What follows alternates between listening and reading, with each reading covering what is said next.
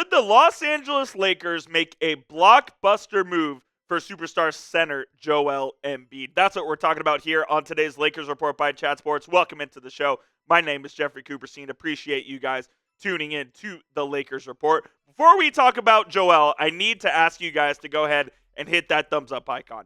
Our record likes for a video in April is at 202. We're trying to beat that on today's show. If you would please hit that thumbs up icon. It's the easiest way to help out our channel. It doesn't cost you a dime. It takes less than 5 seconds. And all you have to do is just hit the thumbs up icon right below this video right here. And let's get started with today's show. Bill Simmons, who is an NBA philosopher, as he likes to call himself, suggested that the Lakers should possibly trade for Embiid. And here is what he had to say. We'll give you all of our expirings and a first-round pick, and we'll get you out of the Joel Embiid business. Here's your get-out-of-jail-free card right now. You don't have to deal with them anymore. That's my favorite Lakers move. All of their expiring and 2 first-round picks, and they get Embiid. Reaves isn't it. He's not in it. You, Philadelphia, don't even get Reaves. We don't know if Embiid is ever playing again. I'm like, I'll take Embiid. You can have one of our first-round picks. And here is some bunch of expiring. The NBA offseason is officially here. And that makes absolutely zero sense, what Bill Simmons said. We'll break it down here in further detail, but first things first, the Lakers only have 1 first-round pick that they are available to trade that is outright. The others have certain protections on them or their pick swaps, so the Lakers can't deal those outright. And why would the Lakers, who we all would agree their biggest need this offseason is a big man, why would the Lakers trade for a guy in Joel Embiid who may or may not play and is going to cost a lot of money? Let's take a look at the trade assets first before we get into the Embiid side of things. The Lakers do own their own pick, which is the 55th pick in this year's draft. They have 26, 28, and 30 pick swaps. They own their 2031 first. They have Dalton Connect on his rookie contract, who they drafted in the first round of last year's draft. And then a couple of expiring deals on Hachimura, Gabe Vincent, Maxi Kleber, and Dorian Finney-Smith. And some of those do have some decent salaries on there that the Lakers could use in a trade this offseason. Rui's at around 18. Dorian's at around 15. Vincent at 11.5. Maxi Kleber at an even 11. So all of those are certainly tradable contracts that the Lakers can definitely use in a deal to try to go and upgrade the center position. And the total of those deals does come out to around $56 million. And if you're wondering, yes, that is close to what Joel Embiid is making. The difference is I'm not paying Joel Embiid $59.5 million next year to play in 25 games. It's not something that I would do if I was Rob Pelinka and the Los Angeles Lakers. I know Joel Embiid is one of the most dominant centers in the league when he plays, and he is one of the most effective scorers in the league when he plays. The key is when he plays. Last season, in just 19 games in 24-25, he averaged almost 24 points, 8 boards, and 44.5% from the field. Not one of his better statistical seasons, whereas you look at in 23-24, when he played, again, less than half the season, averaged almost 35 points, 11 rebounds, and shot almost 40% from 3 as well. Along with impacting the game on a positive side, on the defensive side with the rim protection and the rebounding, Embiid is one of the most unstoppable forces in the league when he is on the court. I just don't know if this is a fit for the Lakers going forward. I want to ask you guys, though, this will be today's poll question. Should the Lakers trade for Joel Embiid? If you think they should, type T for trade. And if you think they shouldn't, type P for pass. This will be the pinned comment on today's show, so you may get hit with the YouTube ad break here in just a couple of seconds. And while that happens, go on down there and get your votes in. Like I said, guys, I absolutely don't think they should trade for Joel whatsoever. And we'll get into the details of exactly why they should not trade for Embiid. But first, I do need to tell you guys about our sponsor, which is PrizePicks, America's #1 daily fantasy sports app. PrizePicks has over 10 million members and billions of dollars in awarded winnings, making daily fantasy sports accessible to all. You just pick more or less on at least 2 players for a shot to win up to 2,000 times your cash. Run your game all season long on PrizePicks. You can also turn your playoff hot takes into tickets to basketball's championship series. Every lineup you make on PrizePicks will enter you in the Takes 2 ticket sweepstakes, which could get you and a +1 a VIP trip to the ship. Sign up today and get $50 instantly when you play $5. You don't even need to win to receive that bonus. It is guaranteed. PrizePicks also offers weekly promotions that could lead to big payouts like Taco Tuesday, where each Tuesday PrizePicks discounts select player projections to provide even more value for your lineups. Here is a lineup that I put together for the postseason. I'm going to take the more on Anthony Edwards points, and I'm also going to take the more on Tyrese Halliburton rebounds and assists at 16.5. I feel like Hallie can get to that easily, especially when he doesn't turn the ball over. But you can copy my picks, or you can make a lineup of your own. Just please make sure you do it with our friends over at PrizePicks. Download the PrizePicks app today and use code CLNS to get a $50 bonus when you play your first $5 lineup. You don't even need to win to receive that bonus. It is guaranteed. Again, download the app and use code CLNS to get that $50 bonus when you play your first $5 lineup. That link is in the comments and the description of today's show. It is PrizePicks. Run your game. I've said this multiple times throughout the show already, but if I haven't made it obvious enough, I would not trade for Joel Embiid. I think there are a multitude of reasons why, the least of which being the health. One of the main reasons, though, is absolutely the contract.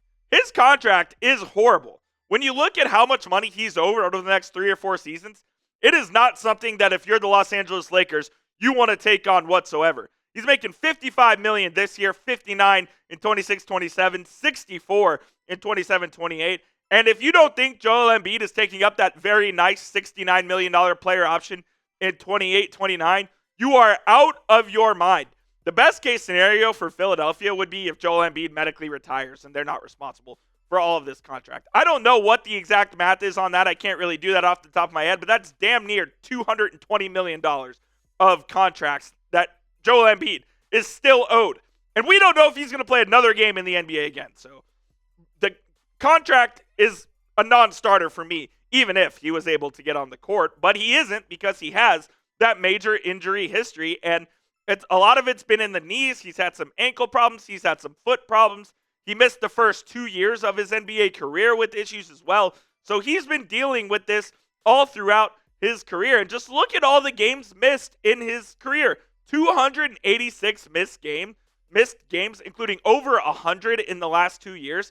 This is not a guy that you want to invest $200+ million in, plus send away all of your tradable assets and try to. I know you're trying to go win a title in the twilight of LeBron James' career.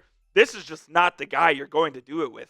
Yeah, Embiid is better than Jackson Hayes, and he's better than whatever big you had running out there in the first round of the playoffs. But there's no guarantee that Joel would have played. And if I had to put my money on it, I would say he wouldn't have played. And like I kind of alluded to, the trade would absolutely gut your depth. Dorian Finney-Smith, Rui Hachimura, Maxi Kleber, who only played in that one playoff game for the Lakers, those guys are important pieces if you have a healthy team around it. You don't want to gut your entire depth and make this a 6 or 7 man rotation. I like Gabe Vincent a lot. Shake Milton has had his cup of coffee in the league. I kind of think he's cooked. You have Dalton Knecht going into his second year. Let's see what he has. Jared Vanderbilt still, I think, is a really good player. And then you have Finney-Smith. You have the likes of Jemison and Koloko on those two-way deals. You do have Jackson Hayes, who I think as a backup center is a very viable option. You have Austin Reaves, so you have a good roster around them. And if you trade for Embiid, you are gutting basically your entire bench and your tradable asset in Dalton Knecht, who is your youngest, most affordable player, who you're hoping develops into a 17 to 20 point a game scorer. So if I was the Lakers, Joel Embiid would not be the direction I go. I think you would try to target a free agent center, and there are some pretty good options out there on the market for Los Angeles to go and explore this year. Brook Lopez, who can really block shots and shoot the three at an extremely high level. He's someone the Lakers have had interest in before, and they could target again. Clint Capella would be a great lob threat to play alongside Luka. The Mavericks tried to get Clint Capella multiple times during Luka's tenure. Maybe he finally teams up with Luka in LA.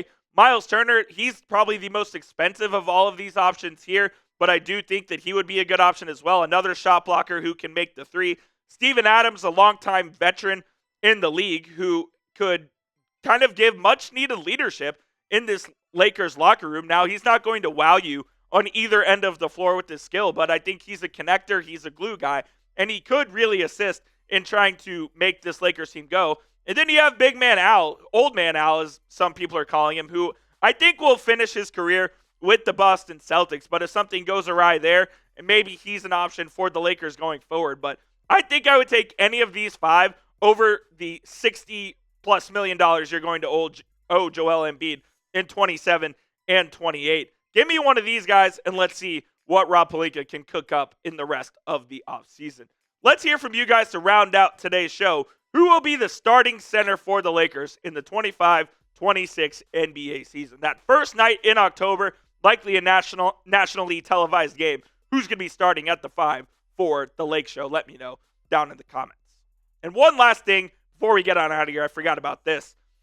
Rumors about Giannis potentially wanting to come to LA. Cities like New York, Miami, and maybe Chicago could appeal to Giannis, per Howard Beck. Said he poked around for info a few days ago, and the initial thing he got from one person was like, the rumblings is that it's already eliminated down to just the big cities. One of the LA teams, one of the New York teams, again, or Miami, or Chicago. And he said he can't remember if Houston's name came up there, but it should. I think Houston would be a great destination for Giannis as well. But I think this is the biggest point. Back to the Damian Lillard situation where everyone and their mom knows that he wanted to be traded to the Miami Heat. He ends up getting traded to the Milwaukee Bucks. The Bucks do not have to honor Giannis's request to go wherever he wants to go, as he does have multiple years left on his contract. So the Bucks can just say, we're going to go get the best deal possible for you if you want to be traded. So keep that in the back of your mind. I don't think Giannis is going to be a Laker. It would take way too much cap maneuvering, and it would be like a 6 or 7 team trade that Rob Pelinka would have to pull off. But I'll say this, you can never say never when it's Rob Pelinka involved. No one ever thought the Luka Doncic trade was going to happen, and here we are with Luka holding up the purple and gold jersey. So I'll never say never, but if I had to guess right now, I don't think you have to worry about Giannis Antetokounmpo being a Los Angeles Laker. We'll, of course, keep you up to date on the channel, though, if anything regarding Giannis, Joel Embiid, or any other superstar has links to the Los Angeles Lakers. That's why you hit that subscribe button. It's youtube.com/LakersTV. And a reminder, we are trying to break our likes record from the month of April. So hit that thumbs up icon, and we'll see you soon here on the channel.